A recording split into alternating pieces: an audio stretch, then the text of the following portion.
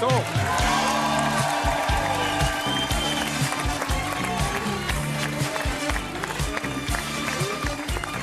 Bonsoir Vincent de Dienne.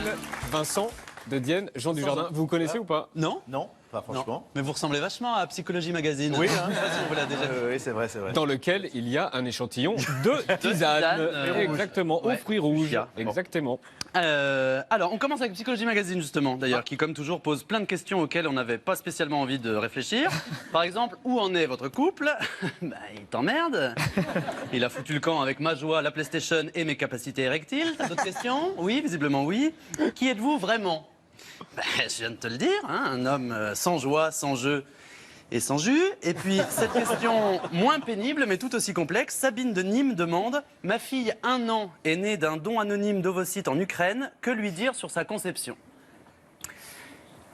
Écoute, Sabine, elle a 1 an. Je veux dire, elle a même pas encore abordé le principe de mastication. Donc, qu'est-ce que tu vas lui faire chier avec des histoires d'Ukraine et d'ovocytes? Elle sait même pas où c'est, l'ovocyte. Voilà, vous voulez pas, lui demande pas de te réciter l'édit de Nantes. Donc, tu lui mens, hein, tu lui dis qu'elle est née dans une rose au pays des fées et qu'elle fait des très jolis cacas, comme toutes les petites filles. Alors, on ouvre le JDD en page 8.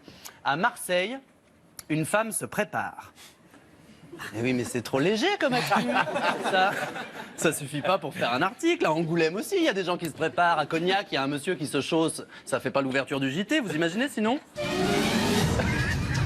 Mesdames, messieurs, bonsoir. Bienvenue dans votre édition du 20h. Tout de suite, les titres.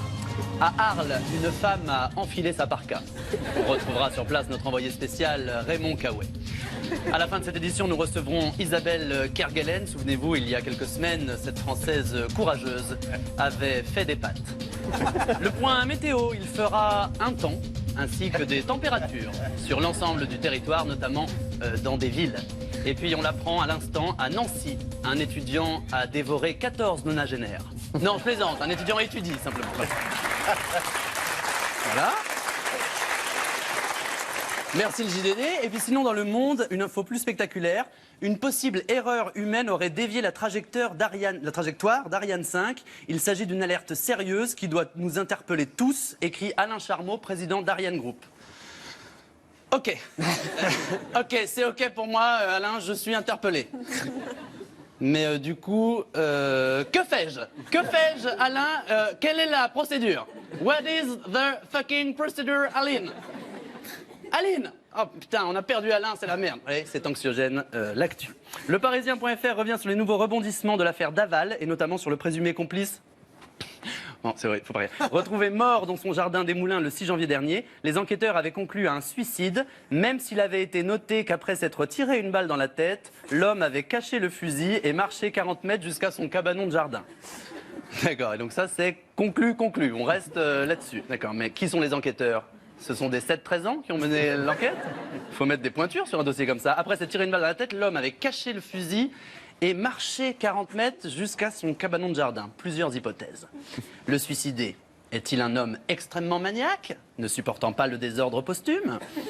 Le suicidé est-il une poule, capable de marcher un petit quart d'heure sans sa tête, dans des directions aléatoires, à la recherche d'une dernière graine, qu'il ne pourra pas ingérer par manque de tête?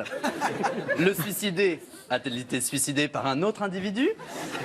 Ou bien, dernière hypothèse, la police se fout-elle de notre gueule? C'est plus possible. En tout cas, au vu des éléments de l'enquête, tu m'étonnes qu'en France, on ne soit pas foutu de faire une bonne série policière et qu'on préfère faire des films potaches.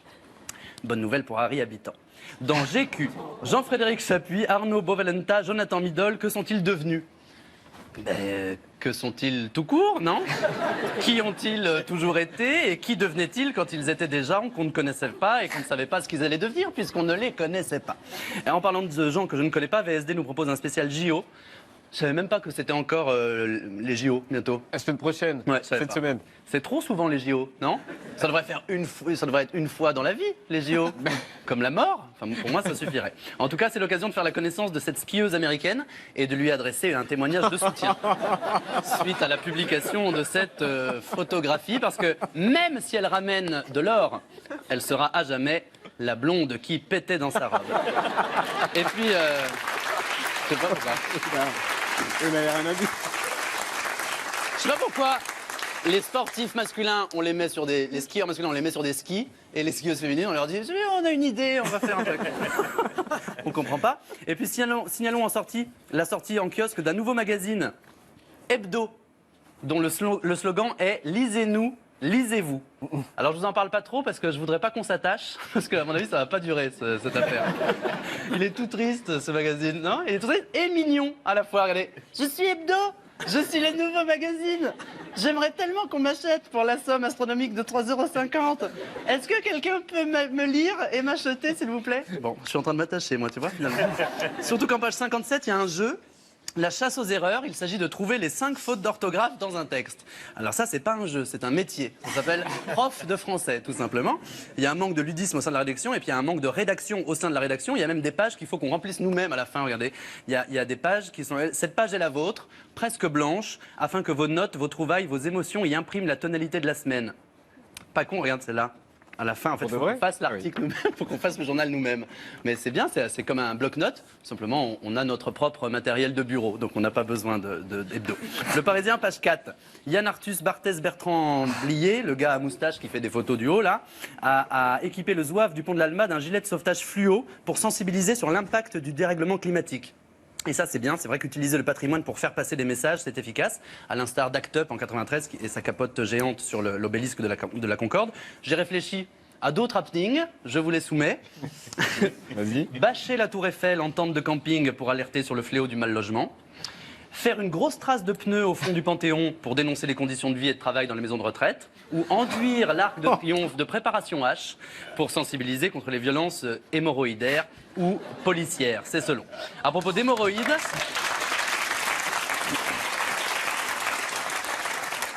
En une de L, non, on passe à la une de L. D'ailleurs, il faudrait lui trouver un prénom à elle un jour. On va pas l'appeler elle comme ça indéfiniment.